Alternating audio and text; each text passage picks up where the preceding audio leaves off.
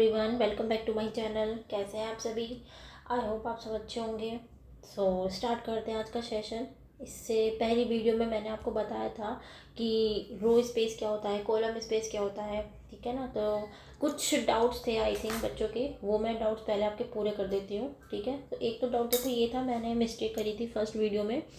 देखो, जब मैं आपको ये बता रही थी कि आप किसी भी मैट्रिक्स को रो मैट्रिक्स में किस तरीके से आप रिप्रेजेंट कर सकते हो, ठीक है ना। क्योंकि जैसे मान लो ए कोई मैट्रिक्स है और ये ए आपके रो वेक्टर्स हो गए, तो इन रो वेक्टर्स को आप इस तरीके से मान लीजिए कि ये रो वेक्टर आपका A1 है, तो हम रो मैट्रिक्स में इस मैट्रिक्स को किस तरीके से रिप्रेजेंट करेंगे, इस तरीके से करेंगे। तो मैंने शायद यहाँ पे पहले एम क्रॉस एन मैंने सही लिखा था, बाद में इसको एन क्रॉस एम कर दिया था। ये आपका एम क्रॉस एन ही है। ये मैं गलत थी, मैं पहले सही लिख रही थी, बाद में पता नहीं कैसे गलत कर दिया। तो कभी कुछ बच्चे को लगे कि ये एम क्रॉस एन कैसे आया, एन क्रॉस एम कैसे आया, एम क्रॉस एन क्यों नहीं हुआ।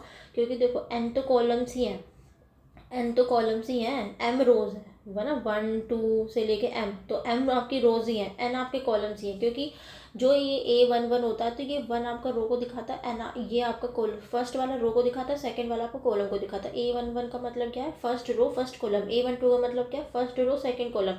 तो यहाँ पे आप देख सकते हो AM1 है तो मतलब एम रोज है, और A1n है, इसका मतलब क्या है, एन कॉलम्स है। तो ये एम क्रॉस एन ऑर्डर की ये मैट्रिक्स है, ठीक है ना। इसको ठीक कर लीजिएगा, ये एम क्रॉस एन की मैट्रिक्स है, ठीक है।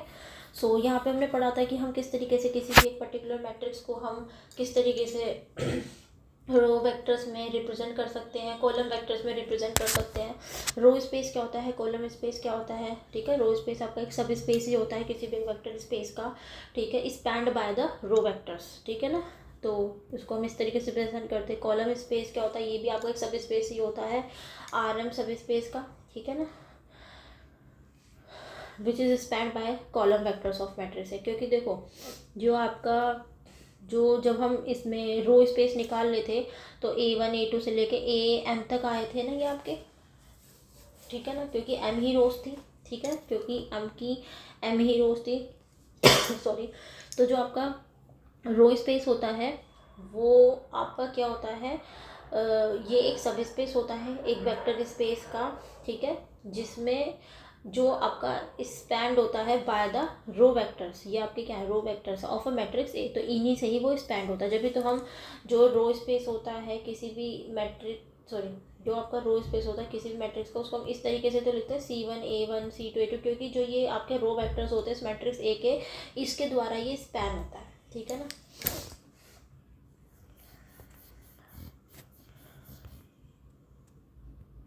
ठीक है, और ये जो आपके रो वेक्टर्स होते हैं किस स्पेस में होते हैं, ये Rn स्पेस में होते हैं, ठीक है। क्योंकि आप देख सकते हो, क्योंकि जो रो मैट्रिक्स होती है, तो उसका अगर मैं साइज़ की बात करूँगी, अगर मैं देखो रो वेक्टर्स की बात करूँगी, तो इसका साइज़ तो यहाँ पे 1 क्रॉस n ही है ना, क्योंकि पहली रो है और n कॉलम्स होते हैं, ठीक है ना। तो इस वजह से ये Rn स्पेस में होंगे, और जो कॉलम वेक्टर्स होते हैं वो आपका Rm स्पेस में होंगे। क्यों? क्योंकि आप देख सकते हो जब कॉलम वेक्टर्स इस तरीके से डिफाइन कर रहे हो A1 इस तरीके से, तो आप देख सकते हो ये कॉलम वेक्टर है, आप समझ रहे हो ना। इसका मतलब क्या है कि इसमें एक ही कॉलम होता है और m रोज होती हैं, ठीक है ना। तो m इस Rm स्पेस में आपके यहाँ कॉलम वेक्टर्स डिफाइन होते हैं। तो सॉरी, तो जो रो स्पेस होगा वो आपका Rn स्पेस को स्पैन करेगा, और जो कॉलम स्पेस होगा वो आपका Rm स्पेस को स्पैन करेगा, ठीक है। दूसरा डाउट ये हुआ था। देखो, थर्ड डाउट क्या था कि कुछ बच्चों को यहाँ पे ये डाउट आ रहा था कि ये यहाँ पर ये लीनियर रिलेशनशिप किस तरीके से इस्टेब्लिश हुआ, ठीक है। देखो, सबसे पहली बात तो ये देखो, मैंने इस मैट्रिक्स, ये जो हमारी मैट्रिक्स थी, इस मैट्रिक्स को मैंने आपको थोड़ा और रिड्यूस करके दिखाया था एक्लन फॉर्म में, ठीक है। ये रिड्यूस हो गया, हमारी इस तरीके से आ गई थी, ठीक है, जिसमें हमारे ये आपका B1 कॉलम था, ये B2 था, ये B3 था, ये B4 कॉलम था, ठीक है। तो अब आप देख सकते हो कि जो B1 है, जो सॉरी और रिड्यूस हुई है ये मैट्रिक्स, सॉरी ये और रिड्यूस हुई है मैट्रिक्स, ये आपकी मैट्रिक्स रिड्यूस हो कैसे, मैं दोबारा लिख देती हूँ उसको, 1 0 -2 0 0 1 1 0 0 0 0 1, और ये नीचे आपके 0 0 चल ही रहे थे, ठीक है। तो ये आपकी B1 कॉलम था, B2 कॉलम था, B3 कॉलम था, B4 कॉलम था। तो जो बेसिस बनाते हैं वो क्या बनाते हैं, जिसमें लीडिंग सिर्फ आपका 1 होता है और कोई नंबर नहीं होता, ठीक है। तो B1 B2 और B4 ये तो आपके क्या बना रहे थे, बेसिस बना रहे थे, ठीक है ना, ये तो आपके बेसिस बना रहे थे। तो ये बेसिस बना रहे थे तो B1 B2 B4 तो ये आपकी लीनियर इंडिपेंडेंट होगा, क्योंकि इन कॉलम्स में लीडिंग 1 ही है, ठीक है ना। क्योंकि जब भी किसी का हम बेसिस फाइंड आउट करते हैं तो उसमें आपका सिर्फ 1 और 0 दो ही नंबर होता है, तीसरा होता नहीं, और हर एक पोजिशन पे 1 होता है, ठीक है। तो यहाँ पे B1 B2 B4 तो आपका ये आपका बना रहे हैं बेसिस, ठीक है। और दूसरा ये कि जो हम यहाँ पे हम बोल रहे थे ना, देखो जब हम किसी भी एक मैट्रिक्स का हम मान लो रो स्पेस निकालते हैं, रो स्पेस निकालने के लिए हम उसमें कुछ लीनियर ऑपरेशंस लगाते हैं, जिनको हम एलिमेंट्री रो ऑपरेशंस भी बोलते हैं, ठीक है। तो जब हम उसको लगाते हैं तो जो हमारा जो आपकी रिड्यूस्ड आपकी वो होती है मैट्रिक्स होती है, उसका जो रो स्पेस होता है, देखो उसका जो रो स्पेस होता है और जो आपकी ओरिजिनल मैट्रिक्स का रो स्पेस होता है, दोनों बराबर होता है। यानी कि एलिमेंट्री रो ऑपरेशन लगाने से मैट्रिक्स के रो स्पेस पे कोई फ़र्क नहीं पड़ता, ठीक है, लेकिन मैट्रिक्स के कॉलम स्पेस पे फ़र्क पड़ता है, ठीक है। लेकिन यहाँ पे हम इस मैट्रिक्स पे कॉलम स्पेस नहीं लगा रहे, क्योंकि बहुत बच्चों को लग रहा होगा कि ये कॉलम रिलेशनशिप की यहाँ पे बात हो रही है अमंग कॉलम्स। नहीं, we are not talking about column space है, ठीक है। यहाँ पे तो हम इस मैट्रिक्स का सिर्फ रो ही स्पेस निकाल रहे हैं। हम सिर्फ इतना कहना चाह रहे हैं कि अगर आपने एक मैट्रिक्स पे रो ऑपरेशंस लगाए हैं, आपने मतलब कि आपने एलिमेंट्री रो ऑपरेशंस लगाए हैं, या कहो लीनियर ऑपरेशंस आपने उसमें लगाए हैं, और उससे जो आपको रिड्यूस मैट्रिक्स आपको मिली है, ठीक है, तो उस मैट्रिक्स का रो स्पेस जो होगा और जिस मैट्रिक्स पे आपने ऑपरेशन लगाए हैं उस मैट्रिक्स का रो स्पेस बराबर होगा। कॉलम स्पेस आपका बराबर नहीं होगा। कॉलम स्पेस कैसे निकालते हैं उसके बारे में हम बाद में डिस्कस करेंगे, ठीक है। हम फिलहाल रो स्पेस की बात कर रहे हैं, लेकिन हम इतना कह सकते हैं कॉलम स्पेस डिफरेंट होगा रो ऑपरेशन लगाने के बाद, लेकिन जो ये इस मैट्रिक्स में जो इन कॉलम्स के बीच में जो यहाँ पे लीनियर रिलेशनशिप आपका इस्टेब्लिश होगा ना, वही सेम लीनियर रिलेशनशिप इस एक मैट्रिक्स में भी होगा बाय डिफ़ॉल्ट, ठीक है ना। देखो इसका लीनियर रिलेशनशिप कैसे आया था, तो यहाँ पे आप देख सकते हो कि जो ये B3 है, ये जो B3 है इसको मैं देख सकती हूँ, देखो यहाँ पे -2 है, यहाँ पे 1 है, तो देखो अगर मैं B1 में -2 से मल्टीप्लाई करा दूँ, ठीक है, B1 कॉलम वेक्टर में -2 से मल्टीप्लाई करवा दूँ प्लस सॉरी, और B और आपका प्लस कर दूँ B2 में 1 से मल्टीप्लाई करवा दूँ, तो आप देख सकते हो आपको B3 तो मिल जाएगा। अब जैसे B1 कॉलम है, आप B1 कॉलम में आप -2 से मल्टीप्लाई करो तो आपको -2 0 0 0 इस तरीके से मिलेगा। फिर आप प्लस करोगे B2 में 1 से मल्टीप्लाई करवाओगे तो यहाँ 0 यहाँ 1 0 इस तरीके, अब दोनों को ऐड करोगे तो आपको -2 1 यही तो मिल जाएगा। तो बस इसको इन दोनों के लीनियर कम्बिनेशन में इस तरीके से लिख दिया, ठीक है ना। तो जो रिलेशन यहाँ होगा आपका ये रहा, जो ये लीनियर रिलेशनशिप आपका अमंग कॉलम्स में आपका जो यहाँ पे होगा, वही सेम रिलेशनशिप हम कहेंगे कि इस मैट्रिक्स ए के जो ये कॉलम्स है ना इन्हों में भी होगा, ऐसा हम कह सकते हैं, बाय डिफ़ॉल्ट हम ऐसा कह सकते हैं, ठीक है। क्योंकि जब हम, ठीक है, अब देखो इससे रिलेटेड आपको एक क्वेश्चन और दिखाती हूँ मैं आपको। देखो अब जैसे हमें किसी मैट्रिक्स का कॉलम स्पेस निकालना है, तो कॉलम स्पेस निकालने के लिए, क्योंकि हम तो एलिमेंट्री रो ऑपरेशंस लगाते हैं, हम ऑपरेशन रो में ही लगाते हैं, ठीक है। तो अब देखो हमें इसका कॉलम स्पेस निकालना है तो हमें कॉलम्स कंसिडर करने पड़ेंगे, ठीक है, कॉलम स्पेस निकालने के लिए। तो आसान तरीका क्या है, इस मैट्रिक्स का ट्रांसपोज कर दो, तो इससे क्या होगा, रोज कॉलम में बदल जाएंगे, कॉलम रोज में बदल जाएंगे। तो अब आपके पास हम निकालेंगे इससे कॉलम स्पेस ही, क्योंकि हमारे जो रोज थे वो कॉलम में बदल गए, जो कॉलम थे वो रोज में बदल गए। अब क्योंकि हमें कॉलम स्पेस निकालना तो हम इसके कॉलम कंसिडर करेंगे। अब ये जो कॉलम है ये हमारे रोज में बदल गए। अब हम नॉर्मल जैसे रोज स्पेस निकालते थे वैसे ही सेम फंड अपनाएंगे यहाँ पे, क्योंकि अगर हमें किसी मैट्रिक्स का कॉलम स्पेस अगर हमें निकालना है तो उस मैट्रिक्स का आप रो स्पेस निकालो उस मैट्रिक्स के ट्रांसपोज का, तो वो इसी के बराबर होगा, ठीक है ना। तो जब हमने इस मैट्रिक्स को रिड्यूस करा इस फॉर्म में, तो ये आपके 3 जो नॉन जीरो रो वेक्टर्स होते हैं ये आपका क्या बनाएंगे, बेसिस बनाएंगे, ठीक है, ठीक है ना, ये बेसिस बनाएंगे। तो ये बेसिस हो जाएगा आपका for the column space of matrix A, ठीक है। अब उसके बाद एक चीज़ और थी यहाँ पे, ये तो हो गया था आपका, ठीक है ना। एक मैं आपको देखो एक छोटी सी चीज़ और दिखाती हूँ, उसमें कहीं ना कहीं है, देखो अभी नल स्पेस है, ये हम पढ़ेंगे अभी, ठीक है, एक जस्ट अ मिनट।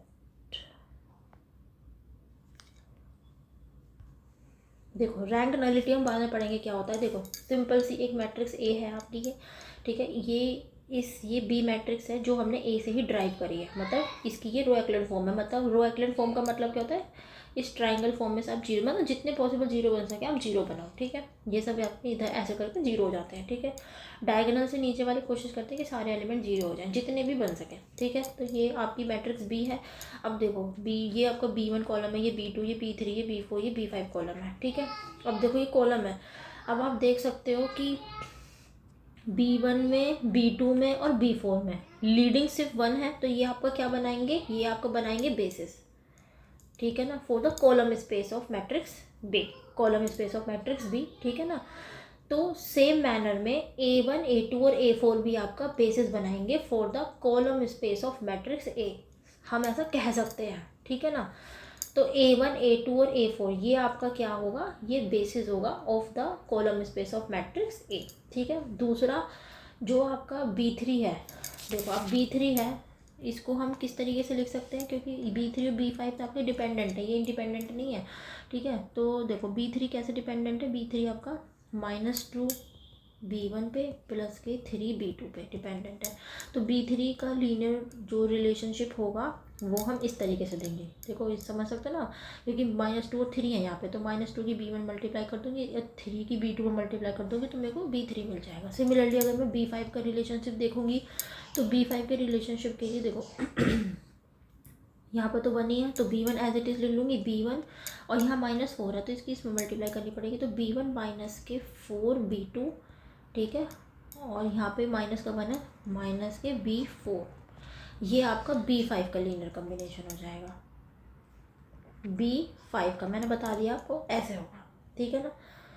तो देखो अब जैसे B3 आपको इस तरीके से लीनियर कॉम्बिनेशन में लिख पा रहे हो कि यहाँ पे जो कॉलम वेक्टर्स के बीच में जो लीनियर रिलेशनशिप होगा वही सेम लीनियर रिलेशनशिप आपका इस मैट्रिक्स ए में भी होगा। जैसे कि B3 जो है आपका ये -2 B1 + B2, तो सेम इस मैट्रिक्स ए में भी जो आपका A3 होगा ना वो -2A1 + के 3A2 होगा, ठीक है। ये हम डायरेक्ट कह सकते हैं, ठीक है, क्योंकि जो एलिमेंट्री रो ऑपरेशंस होते हैं वो जो कॉलम्स के बीच में जो डिपेंडेंसी रिलेशनशिप होता है उसको वो चेंज नहीं करते, वो वही रहता है, ठीक है ना।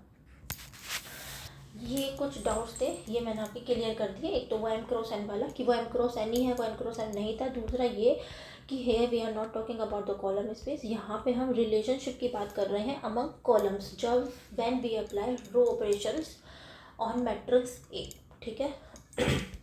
तो जब हम मैट्रिक्स ए पे रो एलिमेंट्री रो ऑपरेशंस लगाते हैं उससे जो हमें एक्लेन फॉर्म में एक दूसरी मैट्रिक्स मिलती है बी, ठीक है, तो उसके जो नॉन जीरो वेक्टर्स होते हैं वो आपका बेसिस बनाते हैं। और अगर हम उस मैट्रिक्स के कॉलम्स की बात करें, जैसे कि यहाँ पे B1, B2, B3, B4 है, इन कॉलम्स के बीच में जो भी डिपेंडेंसी लीनियर रिलेशनशिप होगा सेम वही रिलेशन आपका इस मैट्रिक्स ए के कॉलम में भी होगा, ठीक है। जो रो वेक्टर्स आपका बेसिस बनाएंगे फॉर दिस मैट्रिक्स बी, वही सेम रो वेक्टर्स जो हैं आपके वो बेसिस बनाएंगे for the row space of matrix A. क्योंकि यहाँ पे हम इस मैट्रिक्स का पहले रो स्पेस निकाले, रो स्पेस निकालने के लिए हम लोग क्या कर रहे थे क्योंकि रो वेक्टर्स थे, यहाँ पे इस मैट्रिक्स को रिड्यूस करके जो नॉन जीरो रो वेक्टर्स थे वही आपका क्या हो जाएगा, बेसिस बनाएंगे for the row space of a matrix A, ठीक है। कॉलम स्पेस निकालने के लिए जब आपको मैट्रिक्स गिवन होती है उस मैट्रिक्स को हम ट्रांसपोज कर लेते हैं, फिर उससे उसका हम रो स्पेस निकाल लेते हैं, तो उससे हमको कॉलम स्पेस ही मिलता है, ठीक है। आई होप आपको अब ये समझ में आया होगा कि हम किस तरीके से रो स्पेस निकालते हैं, किस तरीके से कॉलम स्पेस निकालते हैं, किस तरीके से रो स्पेस और कॉलम स्पेस का मतलब रो स्पेस और कॉलम स्पेस होता क्या है और किस तरीके से इसका बेसिस फाइंड आउट किया जाता है, ठीक है ना। तो यहाँ पे जब हमने इस प्रूफ को ड्राइव करा था ना, तो यहाँ पे जब ये बात बोली थी, क्योंकि जो linear combination of row vectors in must be, तो वो इसी के बिहाफ पे बोली गई थी, क्योंकि जब हम रो ऑपरेशंस लगाते हैं किसी भी एक मैट्रिक्स पे तो उसके कॉलम्स का जो आपका रिलेशनशिप होता है वो सेम होता है जो आपका पहली मैट्रिक्स बी मैट्रिक्स में होता है, वही सेम रिलेशनशिप आपका ए मैट्रिक्स में होता है। लीनियर कॉम्बिनेशन जो आपका रो वेक्टर्स में होगा वो भी आपका लीनियर कॉम्बिनेशन होगा रो वेक्टर्स में, ठीक है। क्योंकि अमंग कॉलम्स या फिर अमंग रोज रो ऑपरेशन लगाने से लीनियर रिलेशनशिप पे कोई फर्क नहीं पड़ता, ठीक है। तो ये बात थी आपकी, ठीक है ना।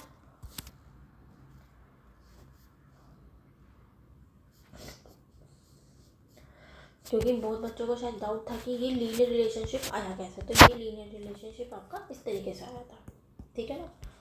तो ये आपके डाउट्स थे जो क्लियर हो गए। अब हम पढ़ते हैं नल स्पेस के बारे में कि नल स्पेस क्या होता है, ठीक है।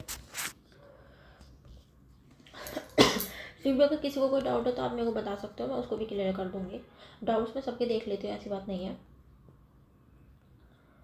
वेयर नल स्पेस, यस, देखो नल स्पेस क्या होता है आपका।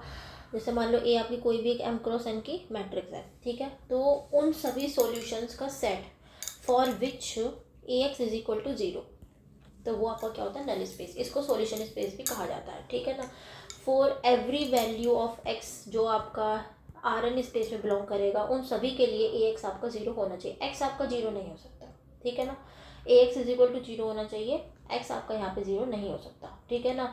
तो ए आपकी कोई भी एक एम क्रॉस एन की मैट्रिक्स है, तो the set of all solutions of the homogeneous system of the linear equation A x is equal to 0, क्योंकि होमोजीनियस सिस्टम ऑफ इक्वेशंस क्या होता है, A x is equal to 0, ठीक है ना। या फिर होमोजीनियस सिस्टम ऑफ इक्वेशंस आपने पढ़ी होंगी, आई थिंक 11th क्लास में पढ़ी होंगी आप लोगों ने, ठीक है ना, जिसमें आपका कोई इक्वेशन ही होती है at that is equal to 0, ठीक है ना।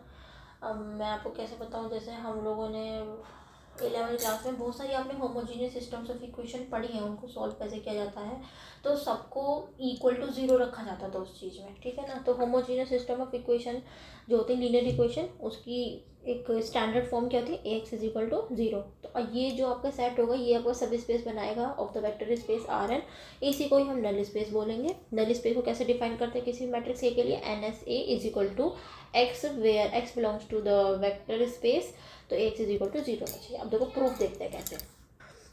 जैसे मान लो, अब देखो, क्योंकि जो ये मेरा सेट है, मेरा होमोजीनियस सिस्टम ऑफ, जो मेरा नल स्पेस जो है मेरा एक मैट्रिक्स ए का, ये भी तो एक सेट ही है, ठीक है ना, ये भी तो एक सेट ही है। तो ये आपका सबसेट होगा इस वेक्टर स्पेस आर एन का, ठीक है ना, क्योंकि जो एन नल स्पेस होता है उसको हम ए एक्स इज इक्वल टू 0 से ही तो डिफाइन करते हैं। Homogeneous system of linear equation से, जहाँ पे एक्स आपका वेक्टर्स ही तो होते हैं, एक्स आपके वेक्टर्स ही तो होते हैं जो आपके आर एन स्पेस से लिए गए होते हैं। अब जो वो वेक्टर्स होंगे, जब वो आर एन स्पेस से लिए गए होंगे, तो जब ये होमोजीनियस सिस्टम ऑफ इक्वेशन की अगर हम बात करते हैं एक्स इज इक्वल टू 0, तो सिंपल सी बात है, इसका जो सेट होगा वो तो सबसेट होगा ही आर एन स्पेस का। अब क्योंकि और आपको पता है जो एन एस से होगा ये आपका नॉन एम्पटी होगा, ए इज इक्वल है ना, ये एम्पटी नहीं हो सकता, ठीक है। Is not empty. तो मान लो x1 और x2, मान लो मैंने कोई भी दो आपके वेक्टर लिए हैं जो मेरा null space of matrix A से लिए गए हैं, ठीक है, that is A x one is equal to 0 है और A x two is equal to 0 है। तो यहाँ पे आप देख सकते हो ए, जब आप इन दोनों को ऐड करोगे तो आपको इस तरीके क्लोज, मतलब कि ये है कि एडिशन और स्केलर मल्टीप्लिकेशन वाली जो प्रॉपर्टी सेटिस्फाई हो रहा है, तो हम कहेंगे कि ये आपका क्या है, सब स्पेस है of the vector space R है, ठीक है। नल स्पेस को हम सॉल्यूशन स्पेस भी बोलते हैं फॉर होमोजेनियस सिस्टम। अब देखो नल स्पेस निकाला कैसे जाता है, देखो हमें कोई भी एक मैट्रिक्स दे दी यहाँ पे, या भी है मैट्रिक्स दे दिया आपको, ठीक है, 1 2 -2 1 3 6 -5 4 1 2 0 3, आपको ये क्या है, एक वो दे दिया आपको मैट्रिक्स दे दी ए, और हमें इसका सॉल्यूशन स्पेस फाइंड आउट करना है, मतलब नल स्पेस फाइंड आउट करना है of a homogeneous system with a coefficient matrix A as follow. देखो तो नल स्पेस जो होता है किसी मैट्रिक्स ए का, वो हम कैसे देते हैं, ए एक्स इज इक्वल टू 0 से देते हैं, ठीक है ना। तो यहाँ पे हमें एक्स की वैल्यूज ही फाइंड आउट करनी पड़ेंगी। एक्स की वैल्यू क्या होगी, उसी को तो फाइंड आउट करना होगा। तो सेम प्रॉब्लम लगाएंगे कि ये आपका मैट्रिक्स ए था, यहाँ पे ऑगमेंटेड मैट्रिक्स कैसे होती है जिसमें पार्टीशन, देखो हम जब सॉल्व करते थे तो इक्वल टू 0 रख के, तो क्या इसी तरह सॉल्व करते थे, 1 2 -2 ये हो गया, और यहाँ पे एक पार्टीशन करके 0 0 0 ऐसे करते। अब इस मैट्रिक्स को थोड़ा रिड्यूस करा जितना हम रिड्यूस कर सकते थे, ठीक है। इस मैट्रिक्स में ये जो मैट्रिक्स है आपकी ए मैट्रिक्स है, ठीक है ना, और यही matrix x is equal to 0 होती है जहाँ पे हम एक्स की वैल्यू निकालेंगे। मतलब कि ऐसा देखो, ये आपने ये मैट्रिक्स यहाँ पे लिखी, यहाँ पे एक्स मैट्रिक्स थी आपका x1 x2 x3, ठीक है, x4 इस तरीके से, और इज इक्वल टू 0 0 0 0 इस तरीके से। तो इस मैट्रिक्स को हमें रिड्यूस करना होगा कुछ इस फॉर्म में, ऑपरेशंस लगा के, एलिमेंट्री ऑपरेशंस लगा के हमने इस मैट्रिक्स को इसमें रिड्यूस कर दिया, ठीक है। अब देखो हम यहाँ से इस सब की वैल्यू कैसे निकालेंगे, देखो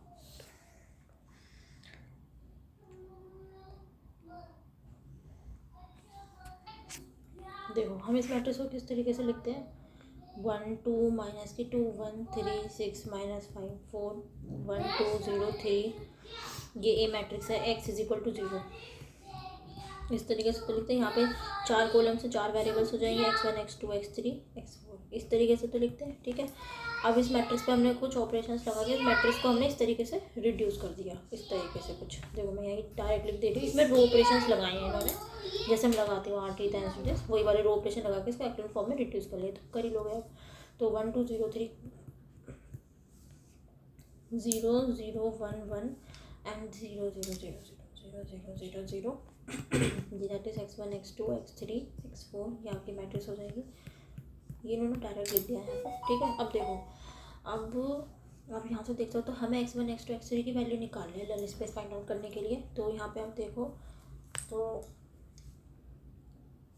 इसमें देखो x1 प्लस के ट्वाइस x2 प्लस के डैट इज 3x4, ये 0 के बराबर जाएगा, क्योंकि जब हम इसमें इसमें मल्टीप्लाई कर देंगे जब हम, ठीक है ना, समझ रहे हो ना। तो क्योंकि जब हम x1 x2 x3 x4 इन सब की वैल्यूज़ निकालने के लिए हम इसमें कंपैरिजन करेंगे ना, क्योंकि देखो ये एक तरीके से ये x1 है, ये x2 के तो वेरिएबल्स है, ये x3 के वेरिएबल्स है, ये x4 के वेरिएबल्स है। तो x1 plus twice x2 plus thighs x4 आपका 0 के बराबर हो जाएगा, क्योंकि पहला वाला पे जो आप लीनियर इक्वेशन बनाओगे वो इसके बराबर होगी, दूसरे वाली इक्वेशन से x3 प्लस x4 इसकी लीनियर इक्वेशन 0 के बराबर होगी, और इसमें तो कुछ है ही नहीं। तो मान लो x4 की वैल्यू t है, तो यहाँ से x3 की वैल्यू आपको मिली थी माइनस के x4, तो यहाँ से x3 की वैल्यू मिल जाएगी आपको माइनस टी। ठीक है, सिमिलरली पहली इक्वेशन से x1 की वैल्यू क्या मिल जाएगी, माइनस के थ्राइस x4 माइनस के ट्वाइस x2, तो इसकी वैल्यू क्या मिल जाएगी, माइनस के थ्राइस t माइनस के 2x2 की वैल्यू हम कुछ अलग से मान लेंगे s, तो ये ऐसे जाएगा। ठीक है, सेम चीज़ यहाँ पे इन्होंने करी। ठीक है ना, x4 की वैल्यू t, x3 की वैल्यू माइनस टी, x2 की वैल्यू x मानी, तो x1 की वैल्यू t।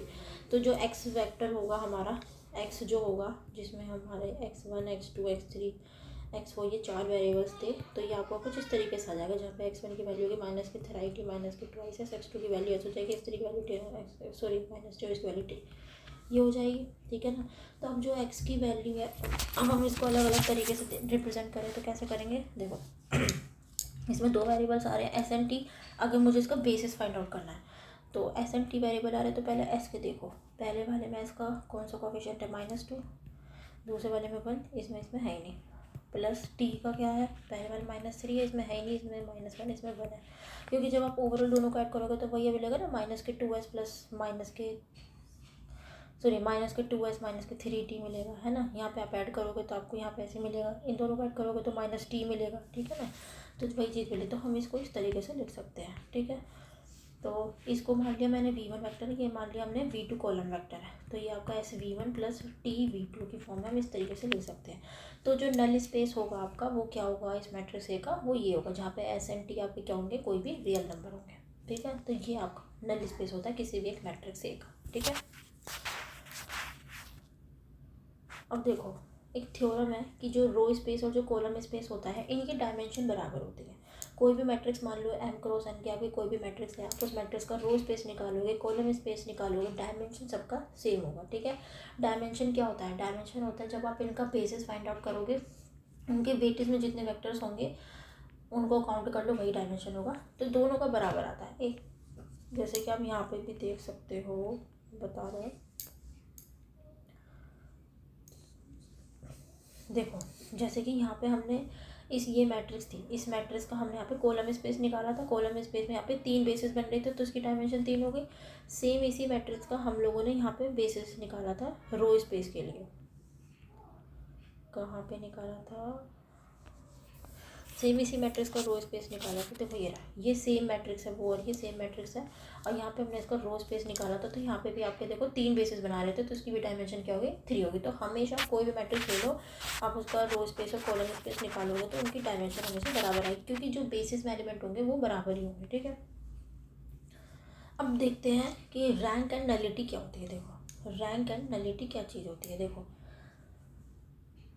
जो डायमेंशन होती है आपकी रो स्पेस की या कॉलम स्पेस की ऑफ अ मैट्रिक्स ए, उसी को हम क्या बोलते हैं, रैंक बोलते हैं ऑफ अ मैट्रिक्स ए। जैसे कि अब आप रो स्पेस निकालना सीख गए, कॉलम स्पेस निकालना सीख गए, सिंपली तो यही होता है कि रो स्पेस ही निकाल लो। फिर क्यों बेकार में कोई मैट्रिक्स का ट्रांसपोज करके उसका रो स्पेस निकाले, फिर डायरेक्ट रो स्पेस ही निकाले, वो है या नहीं। तो जो रो स्पेस की डायमेंशन होती है या फिर जो कॉलम स्पेस की डायमेंशन होती है, वही आपकी उस मैट्रिक्स की क्या कहलाती है, रैंक कहलाती है। और नलिटी क्या होती है उस मैट्रिक्स की, जो आपकी नल स्पेस की डायमेंशन होता है वो आपकी उस मैट्रिक्स की नलिटी कहलाती है। सिंपल सा, इतना सा समझने का टॉपिक था। तो नल स्पेस क्या होता है, कॉलम स्पेस कैसे निकालते हैं, ये आपको पता ही है, ठीक है ना। जैसे मैं पहले आपको ये भी बताऊंगी, पहले आप जैसे एग्जांपल के तौर पे देखो यहाँ पे, जैसे कि ये आपको एक मैट्रिक्स दे रखी है ए, ठीक है। ये 4x5 ऑर्डर की आपकी एक मैट्रिक्स है, ठीक है।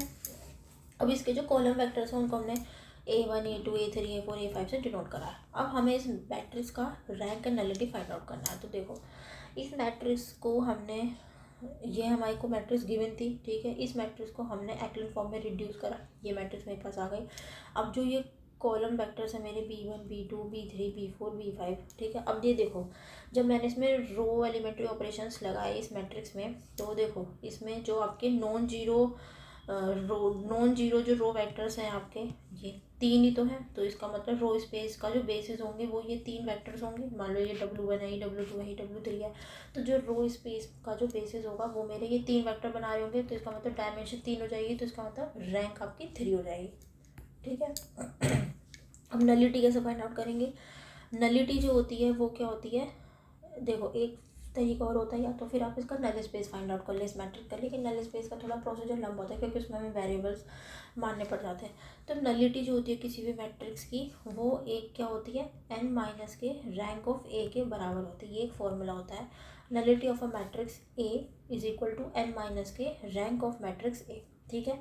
तो आप देख सकते हो कि जो मैट्रिक्स का ऑर्डर है वो ये आपकी 4x5 की है ना, हाँ, क्योंकि जो मैट्रिक्स होती है वो आपकी m×n की होती है ना। तो ये जो मैट्रिक्स आपकी 4x5 ऑर्डर की, तो मतलब इनकी वैल्यू यहाँ पे कितनी है, 5 है। तो 5 में से मैं इस मैट्रिक्स की रैंक माइनस कर दूंगी 3, तो इसका मतलब इसकी नलिटी क्या है, 2 है, ठीक है। ये थ्योरम है जो कि हमारी यहाँ पे देखो लिखी हुई है, मैं अभी इसको बताऊँगी आपको, यहीं पे थी, मैं बताती हूँ आपको। देखो ये यही थ्योरम है, ठीक है ना, कि अगर आपको किसी भी नल स्पेस का सॉल्यूशन स्पेस का डायमेंशन निकालना है तो कैसे, कि मान लो कोई एक मेरी मैट्रिक्स है, m×n की मैट्रिक्स है, ठीक है। इस मैट्रिक्स की जो रैंक है वो R है, ठीक है। रैंक R से मतलब क्या हुआ कि जब आप उस मैट्रिक्स का रो स्पेस निकालोगे, मतलब सॉरी रो स्पेस का जब आप बेसिस निकालोगे, तो उसमें आपको जो नंबर ऑफ वेक्टर्स होंगे वो कितने होंगे, R होंगे। तो उस मैट्रिक्स की रैंक क्या हो जाएगी, R हो जाएगी। तो जो डायमेंशन होता है of the solution space of Ax is equal to 0, जो आपका नल स्पेस होता है वो क्या होता है, n-r, ठीक है। वही आपका n माइनस के rank of a matrix A, ठीक है। ये थ्योरम होती है कि ये कह सकते हो कि जो मैट्रिक्स का जो ये n वाला ऑर्डर होता है ना, ये कॉलम वाला जो ऑर्डर होता है, ये आपका रैंक ए प्लस नलिटी ए के बराबर होता है, ऐसा कह सकते हो, ठीक है।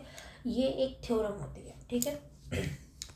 तो इसी के बिहाफ पे इन्होंने यहाँ पे इसकी नलिटी को 2 बता दिया, ठीक है। और अगर दूसरा देखें, दूसरे क्वेश्चन में क्या पूछा गया था कि हमें कॉलम वेक्टर्स जो हैं हमारे वेक्टर्स ए के, मतलब कौन सा सेट है आपका जो मैट्रिक्स ए के जो आपका बेसिस बनाते हैं for the column space of A, उसके लिए हमें क्या करना होगा, जो ये आपकी मैट्रिक्स बी है, हम इसमें चेक कर लेंगे कि इस मैट्रिक्स बी में आपका कॉलम स्पेस जो है उसका बेसिस क्या है, हम ये फाइंड आउट करेंगे। तो देखो मैं इसमें आप देख सकते हो B1 B2 और B4, ये आपके लीडिंग, ये आपके 3 ऐसे कॉलम वेक्टर्स हैं जो आपके लीडिंग 1 है। तो ये आपका क्या बनाएंगे, बेसिस बनाएंगे for the column space of matrix B, ठीक है। सिमिलरली A1 A2 और A4 क्या बनाएंगे, ये आपका बेसिस बनाएंगे for the column space of matrix A, same तरीका, ठीक है ना। और रिलेशनशिप पूछा था तो रिलेशनशिप आपका ये हो जाएगा B3 का, ठीक है ना। ना थर्ड कॉलम जो है मैट्रिक्स ए का, उसको हमें लीनियर कॉम्बिनेशन में लिखना था फर्स्ट 2 कॉलम्स, तो उसको हम इस तरीके से लिख देंगे। ये तो मैं आपको पहले बता चुकी हूँ, ठीक है ना।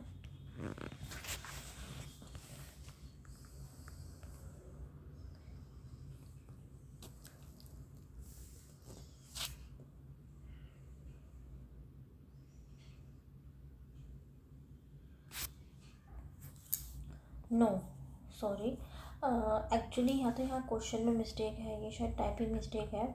हमें वो कॉलम्स बता रहे हैं जो आपके लीनियरली इंडिपेंडेंट है। अगर हम B1 B2 B4 ये आपके लीनियरली इंडिपेंडेंट है, क्योंकि हमने यहाँ पे रोज रो स्पेस फाइंड आउट करा है इस मैट्रिक्स का। ये जो हमारे W1 W2 W3 है ना, ये हमारे जो है रो स्पेस हमने यहाँ पे इस मैट्रिक्स को रो एक्लन फॉर्म में रिड्यूस करा है ना। तो 1 मिनट रुकना। सी देखो देखो, हमें सबसे पहले रैंक एंड नलिटी निकालनी थी एक मैट्रिक्स ए की, ठीक है ना। तो रैंक निकालने के लिए हमने इस मैट्रिक्स में, आप चाहे तो कॉलम स्पेस लगाओ या फिर आप रो स्पेस निकालो, दोनों का बेसिस आप निकालोगे। उसमें जो आपके नंबर ऑफ वेक्टर्स होंगे वो आपका क्या होगा, वो आपका होगा उसकी रैंक, ठीक है। तो जैसे ये मेरे को मैट्रिक्स ए गिवन थी, हमने इस मैट्रिक्स के रो स्पेसेस का बेसिस फाइंड आउट करा है। जो ये बी मैट्रिक्स है ना, ये आपकी क्या है, रो स्पेसेस का बेसिस फाइंड आउट करने का यहाँ पे हमने तरीका अपनाया। इसमें एलिमेंट्री ऑपरेशंस लगाए जिसकी वजह से आपको ये बी मैट्रिक्स मिली रो एक्लन फॉर्म में। इसमें W1 W2 W3 जो कि आपके नॉन जीरो वेक्टर्स थे, ये आपके बेसिस बना रहे थे for the row space of A matrix A. तो इसका मतलब इसकी रैंक क्या होगी, 3, ठीक है। Nullity bye theorem n minus के रैंक के मतलब कि 2 आपकी नलिटी आ गई, ठीक है। अब सेकंड क्वेश्चन कह रहा था कि हमें कॉलम वेक्टर्स बताने हैं मैट्रिक्स ए के जो आपका बेसिस फॉर्म करते हैं for the column space of matrix A. तो इसके लिए मेरे को क्या करना होगा, जो मैट्रिक्स ए है इस मैट्रिक्स का मेरे को कॉलम स्पेस जो है उसका बेसिस फाइंड आउट करना होगा, ठीक है। अब जैसे मेरे को कोई भी एक मैट्रिक्स ए दे रखी है, उसका कॉलम स्पेस फाइंड आउट करने के लिए हम क्या करते हैं, हम उस मैट्रिक्स का ट्रांसपोज करते हैं, ट्रांसपोज करके फिर उसका रो स्पेस ही निकाल देते हैं, ठीक है ना। तो उससे जो हमको, जैसे ए मैट्रिक्स है, तो अगर मेरे को इस ए मैट्रिक्स का अगर मेरे को कॉलम स्पेस निकालना है तो मैं कैसे निकालूंगी, इस मैट्रिक्स का ट्रांसपोज कर दूंगी और इसी ट्रांसपोज का फिर मैं रो स्पेस फाइंड आउट कर दूंगी। तो वो मेरा कॉलम स्पेस जो होता है मैट्रिक्स ए का उसी के ही बराबर होगा।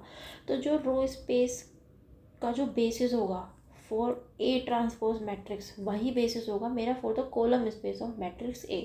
तो अगर मेरे को बेसिस निकालना है for the column space of matrix A, तो उसके लिए मेरे को क्या करना होगा, मेरे को मैट्रिक्स ए का ट्रांसपोज करना होगा, उसका रो स्पेस का बेसिस निकालना होगा। तो उस समय को कॉलम स्पेस का बेसिस मिल जाएगा फॉर द मैट्रिक्स ए, ठीक है। तो यहाँ पे इन्होंने सोल्व नहीं कर रखा है, ठीक है। देखो ये जो मैं आपको लीनियर रिलेशनशिप जो ये मैं आपको पहले समझा रही थी, इसका मेरा इस क्वेश्चन से लेना देना नहीं था बिल्कुल भी। ये सिर्फ मैं आपको just linear relationship, linear dependency किस तरीके से हम फॉर्म करते हैं अमंग कॉलम वेक्टर्स, ये मैं आपको बता रही थी उस केस में, ठीक है ना। जैसे कि हाँ, वैसे भी ठीक ही है भाई। देखो जहाँ इस केस में आप देख सकते हो कि इस मैट्रिक्स ए में हम जो है रो ऑपरेशंस लगा रहे हैं, जिससे हमको ये बी मैट्रिक्स मिली है, रो एक्लन फॉर्म में मैट्रिक्स मिली है, जिसमें W1 W2 W3 आपके क्या है, जो ये रो वेक्टर्स हैं ये आपका बेसिस फॉर्म करते हैं। क्यों? क्योंकि ये नॉन जीरो वेक्टर्स हैं, यही आपका बेसिस फॉर्म करेंगे for the row space of matrix B. तो सेम यही वेक्टर्स आपके मैट्रिक्स ए में, रो वेक्टर्स जो है आपके मैट्रिक्स ए में, ये आपका रो स्पेस फॉर्म करेंगे फॉर द मैट्रिक्स ए, ठीक है। दूसरा कि जब हम मैट्रिक्स में रो ऑपरेशंस लगाते हैं तो उससे आपका रो स्पेस पे तो कोई फ़र्क नहीं पड़ता, लेकिन कॉलम स्पेस में फ़र्क पड़ता है, ठीक है ना। तो अगर हमें रो स्पेस, अगर हम कॉलम स्पेस फ़र्क पड़ता है, लेकिन जो अमंग कॉलम्स के बीच में जो रिलेशनशिप होता है वो जो मैट्रिक्स बी में होता है वही सेम ए में होता है, जैसे कि मैंने आपको यहाँ पे बताया, ठीक है। ये तो ये चीज़ थी।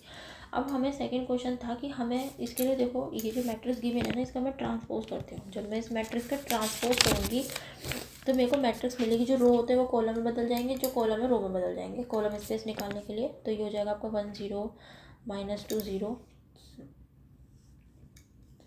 0 -1 -1 3 -2 -3 1 9 1 एंड दैट इज 0 3 -12, ठीक है। जो रो थे वो कॉलम में बदल गए, जो कॉलम थे वो रो में बदल गए, ठीक है। तो इन बेसिकली जो ये चीज़ है हमारी, जो यहाँ रो वेक्टर है इस ए ट्रांसपोज में, वो आपका इस मैट्रिक्स में कॉलम वेक्टर ही है, ठीक है। तो आप सिंपल रो स्पेस निकालोगे तो आपको एक तरीके से कॉलम स्पेस मिल जाएगा मैट्रिक्स ए का। इसमें हम रो ऑपरेशन लगाएंगे, इसको एक्लन फॉर्म में रिड्यूस करेंगे। एक्लन फॉर्म में रिड्यूस करने के लिए इस पर ऑपरेशन लगाएंगे हम सबसे पहले। जो आपकी ये लास्ट वाली रो है, जैसे कि ये R1 रो है, या R2 रो है, या R3 रो है, या R4 रो है, या R4 रो है, तो R5 को मैं डिवाइड कर दूँगी 3 से, ठीक है। तो मेरे को क्या मिलेगा, 1 0 -2 0 0 -1 -1 3 -2 -3 1 9 और 1 1 माइनस 1 0 और 0 1 1 माइनस के 4, ये मेरे को मिलेगा 3 से डिवाइड करके। ठीक है, मैं इसमें ऑपरेशन लगाऊंगी अगेन R3 में। R3 में मैं लगाऊंगी R3 माइनस के 3R2। ठीक है, तो इससे मेरे को क्या मिलेगा, देखो ये बाकी सारी तो आपके एज इट इज़ रहेंगी। -1 3, जब इसमें ऑपरेशन लगाऊंगी तो यू विल गेट, ये आपका जो है ये आपका हो जाएगा यहाँ पे -2 ही रहेगा, ये 0 हो जाएगा, ये 4 हो जाएगा और ये 0 हो जाएगा। फिर ये आपका एज इट इज़ रहेगा 0 1 1 माइनस के 4। ठीक है, फिर से मैं इसमें ऑपरेशन लगाऊंगी R4 रो में, R4 माइनस के R1। ठीक है, तो देखो इससे क्या मिलेगा मेरे को, ये 1 0 माइनस के 2 0 0 -1 3, ये माइनस के 2 0 और 4 0, और ये हो जाएगा आपका अब 0 1 1 0। ठीक है, 0 1 1 -4। ठीक है, इसमें मैं फिर से ऑपरेशन लगा सकती हूँ R3 में। R3 को मैं 2 से डिवाइड कर सकती हूँ, 2 से डिविजिबल हो रहे हैं सारे एलिमेंट्स। ठीक है, तो ये हो जाएगा 1 0 माइनस के 2 0 0 -1 3, एंड दिस इज़ -1 0 2 0 1 1 0 0 1 1 माइनस के 4, ये आपको मिला। ठीक है, फिर से मैं इसके बाद यहाँ लिख देती हूँ। इसके बाद मैं इसमें ऑपरेशन लगा सकती हूँ ये R5 में, क्या R5 माइनस के R4। तो इससे मेरे को जो मैट्रिक्स मिलेगी, बाकी सब तो सेम रहने वाले हैं। क्या था इसमें, ये 1 0 माइनस के 2 0 0 -1 3 -1 0 2 0 -1 0 2 0 एंड 0 1 1 0, और R5 में R5 माइनस R4 कोई तो सब 0 हो जाएंगे। ठीक है ना, तो ये 0 हो जाएगा, ये 0 हो जाएगा, ये 0 हो जाएगा, ये -4 हो जाएगा। ठीक है, उसके बाद मैं फिर से ऑपरेशन लगाऊंगी आपका। इसमें क्या, मैं इस वाले लास्ट वाले को मैं 4 से डिवाइड कर दूँगी, -4 से डिवाइड कर दूँगी। सिंपली जो आपकी लास्ट वाली रो है इसको मैं -4 से डिवाइड कर दूँगी R5 को। तो इससे मेरे को क्या मिलेगा, मैट्रिक्स 1 0 माइनस के 2 0 0 -1 3 -1 0 2 0 0 1 1 0 0 0 0 1, ये आपको मिल जाएगा। ठीक है, फिर मैं इसमें ऑपरेशन लगाऊंगी R3 में, R3 प्लस के R1 करूँगी। तो इससे मेरे को मिलेगा 1 0 माइनस के 2 0 0 -1 3 0 0, ये भी 0 सब 0 हो जाएंगे, ये आपके 0 1 1 0 हो जाएगा, और ये आपका 0 0 0 1 हो जाएगा। फिर से मैं इसमें ऑपरेशन लगा दूँगी R2 में, R2 प्लस R4 कर दूँगी, तो ये भी आपके 0 बन जाएंगे। ये आपका 1 0 माइनस के 2 0 हो जाएगा, ये आपका 0 0 0 3 हो जाएगा, ये आपका 0 1 1 0 हो जाएगा, ये 0 0 0 1 हो जाएगा। फिर से मैं क्या करूँगी, R2 को डिवाइड कर दूँगी 3 से, डिवाइड कर दूँगी 3 से, तो आपको 1 0 माइनस के 2 0 0 0 0 1 हो जाएगा, ये 0 1 1 0 हो जाएगा, ये 0 0 0 1 हो जाएगा। ठीक है, उसके बाद तो आप देखो, ये आपका B1 कॉलम वेक्टर है, मान लो ये आपका B2 कॉलम वेक्टर है, आपका B3 कॉलम वेक्टर है, B4 कॉलम वेक्टर है। तो आप देख सकते हो B1 वेक्टर जो है आपका, ये जो आपका B2 कॉलम वेक्टर है और जो B4 कॉलम वेक्टर है, ये आपका बेसिस फॉर्म करेंगे, ये आपके लीनियरली डिपेंडेंट भी होंगे। क्यों, क्योंकि दे हैव लीडिंग्स 1। ठीक है ना, sorry not B1 B2 B4, sorry हम तो A ट्रांसपोज का हम क्या कर रहे हैं, रो स्पेस फाइंड आउट कर रहे हैं ना। सो मैंने घिचम पिच कर दी, 1 मिनट को मैं इसको यहाँ लिख देती हूँ दोबारा से। ये हो जाएगा आपका, क्या था, 1 0 माइनस के 2 0 0 0 0 0 0 1 0 1 1 0 एंड 0 0 0 1, ये आपको आया था ना। तो आप देखो कि इसमें, okay I got the point. देखो हमने यहाँ पे एक लाइन स्किप कर दी, ये 0 0 0 0 है, उसके बाद आपका ये है। ठीक है ना, हाँ ये लाइन मैंने मिस कर दी थी, इसी वजह से मैं कह रही कहाँ गलती हो रही है। ठीक है ठीक है ठीक है, तो फिर इसको इन्होंने डिवाइड कर दिया। ठीक है, इसके डिवाइड करने के बाद आपका ये 0 0 0, ये सॉरी यहाँ पे ये 1 ही है आपका, 0 0 0 1 ही है ये, और उसके बाद आपका एक लाइन 0 0 0 0 की और है ये। ठीक है, ऐसा कुछ है। ठीक है, तो ये A ट्रांसपोज मैट्रिक्स का हमने रो स्पेस का बेसिस फाइंड आउट करा था। तो बेसिस कैसे फाइंड आउट करेंगे, जो नॉन जीरो रो वेक्टर्स होंगे वही आपका बेसिस बनाएंगे। तो A1 A2 A3 A4 A5 मान लो ये है, तो इसमें आप देख सकते हैं जो A1 रो वेक्टर है ये मेरा नॉन जीरो है, A2 रो वेक्टर मेरा नॉन जीरो है, और जो ये मेरा A3 रो वेक्टर है ये मेरा नॉन जीरो है। तो इस केस में A1 A2 और A4 है नी, A1 A2 and A4, yes.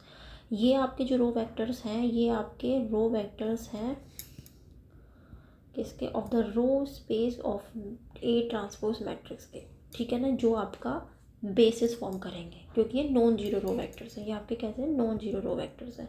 तो इन द सेम मैनर जो आपकी A ट्रांसपोज मैट्रिक्स होगी उसी में भी इसी ऑर्डर के जो रो वेक्टर्स होंगे वो आपके बेसिस फॉर्म करेंगे for the matrix A transpose के लिए, या कह सकते हो for the column space of matrix A, ठीक है। तो A1 A2 एंड A4 थे, तो यहाँ पे A ट्रांसपोज जो मैट्रिक्स थी इसमें आपको कौन सा हो जाएगा, ये वाला हो जाएगा, A1 A2 एंड A4। ये तीन आपके जो रो वेक्टर्स होंगे ये आपके बेसिस फॉर्म करेंगे for the row space of matrix A transpose, या कह सकते हो for the column space of A matrix, ठीक है। तो देख सकते हो 1 0 -2 0, देखो ये 1 0 -2 0, 0 -1 -1 3, 0 -1 -1 3, 1 1 1 -1 0 1 1 1, ठीक है। तो ये आपके तीन आपके वेक्टर्स हो गए जो आपका बेसिस फॉर्म करेंगे for the column space of matrix A, ठीक है, समझ में आया। तो अगर हमें किसी भी मैट्रिक्स का, अगर हमें, क्योंकि हमसे मुझे पूछा था कि हमें वो बेसिस बताना है column space of matrix A, तो उसके लिए हमें इस मैट्रिक्स का कॉलम स्पेस फाइंड आउट करना पड़ेगा, उसी के बाद हम इसका बेसिस बता पाएंगे, ठीक है। और रैंक निकालने के लिए हमने सिंपल रो स्पेस निकाल लिया इस मैट्रिक्स का, जो रो स्पेस का जो बेसिस होता है वो फाइंड आउट कर लिया। तो जितने भी बेसिस में आपके वेक्टर्स होंगे, रो स्पेस के बेसिस में जितने भी वेक्टर्स आपके होंगे वही आपके क्या होगा, रैंक होगा, ठीक है ना। तो यहाँ पे आप देख सकते हो कि जो ये रो स्पेस है आपका, जो बी क्या है, ये आपका ये रो स्पेस है मैट्रिक्स ए का, इसमें नॉन जीरो जो आपके वेक्टर्स हैं आपके 3 हैं, तो 3 आपके बेसिस में एलिमेंट्स हो गए, तो 3 ही इसके क्या हो गए, रैंक हो गए। सिमिलरली कॉलम स्पेस निकालने के लिए मैट्रिक्स का ट्रांसपोज करा, फिर उसका रो स्पेस फाइंड आउट करा, उससे हमने इसका कॉलम स्पेस निकाला। फिर इसमें हमसे थर्ड क्वेश्चन पूछा गया था कि हमें जो थर्ड कॉलम है ए का, जो थर्ड कॉलम है उसको लीनियर कॉम्बिनेशन में लिखना था और फर्स्ट 2 कॉलम्स, ठीक है। तो उसको हमने इस तरीके से ही लिख दिया, आप इस तरीके से। ये लीनियर कॉम्बिनेशन किस तरीके से लिखते तो मैंने हमें बताया ही है पहले, ठीक है ना, समझ में आया, ठीक है।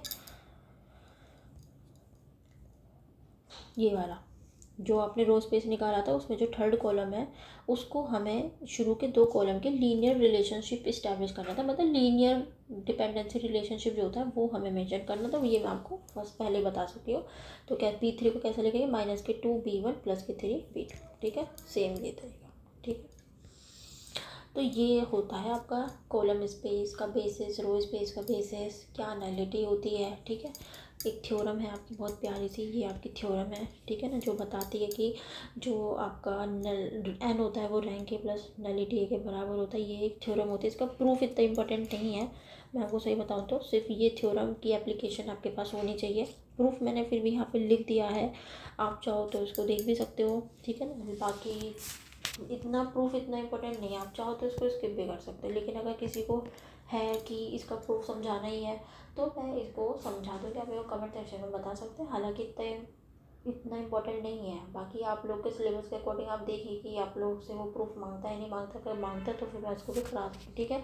सो अभी मेरे को थोड़ी देरी हो रही है तो मैं आज के लिए सेशन यहीं एंड करती हूँ। आई होप आपको समझ में आया होगा कि हम किसी मैट्रिक्स की रैंक कैसे निकालते हैं, उसका क्या कहते हैं, उसका डायमेंशन कैसे निकाला जाता है, उसकी नलिटी कैसे निकाली जाती है, ठीक है। उसके लिए आपको नॉलेज होनी चाहिए रो स्पेस की और कॉलम स्पेस की, कि हम किस तरीके से रो स्पेस और कॉलम स्पेस के बेसिस को फाइंड आउट करते हैं ऑफ अ गिवन मैट्रिक्स, ठीक है।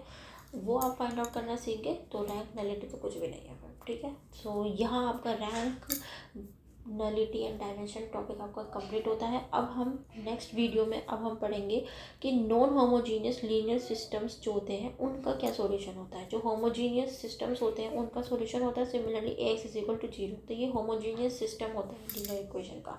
लेकिन अगर नॉन होमोजीनियस लीनियर सिस्टम है तो उसका क्या सॉल्यूशन होता है उसके बारे में हम पढ़ेंगे, उसको हम फाइंड आउट करने की कोशिश करेंगे, ठीक है, ठीक है। अब ये ज़्यादा नहीं रहा है आपका टॉपिक, बस ख़त्म हो जाएगा। उसके बाद ये टॉपिक का होगा row space, column space, null space, solution space, rank, nullity तो हम कर ही चुके हैं। बस ये नॉन होमोजीनियस सिस्टम का हम किस तरीके से सॉल्यूशन फाइंड आउट करते हैं वो रह रहा है। उसके बाद हम coordinates and changes of basis को स्टार्ट करेंगे। ठीक है, तो thank you, take care, bye bye, God bless you. अगर आपको कोई भी दिक्कत है आप मेरे को कमेंट सेक्शन में बता सकते हैं।